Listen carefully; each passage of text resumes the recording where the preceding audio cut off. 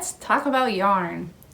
Yarn is another thing that can be complicated, but it really doesn't need to be. You can basically use whatever yarn you find at any craft store or that you have on hand. It's a great way to use up extra yarn if you're a knitter. It's a great way to use up all of your stash of yarn that you don't want to use to knit something. You can use acrylics, cottons, wools. You really can use whatever yarn you want. I personally like to use natural fiber yarns just because I'm trying to become more eco-friendly. So I like to use 100% wools, 100% cottons or cotton blends, bamboos, those kind of yarns are typically what I will strive to go for.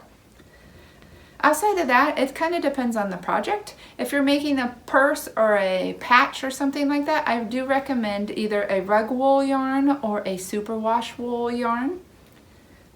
This felting wool yarn is a single ply wool that is just really dreamy. It can be used for purses and pillows. It might pill a little on purses, but it's so fuzzy and warm that I don't really mind it if it does. It's also really good for trivets. It's naturally insulent, and so it's really good for if you want to make a coaster or a trivet. And then the cotton is just a cheap alternative. I like to use it kind of in a balance because it's a lot cheaper than the wool yarns tend to be. And so I can throw that in there for a little bit cheaper price.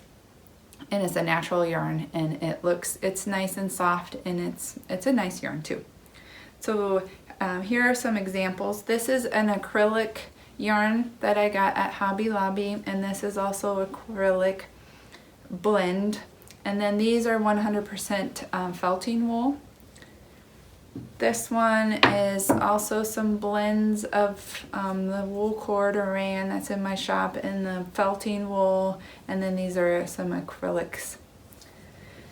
This one is all superwash wool here, and then these are all the filzy wool. It's a felting wool that's also in my shop.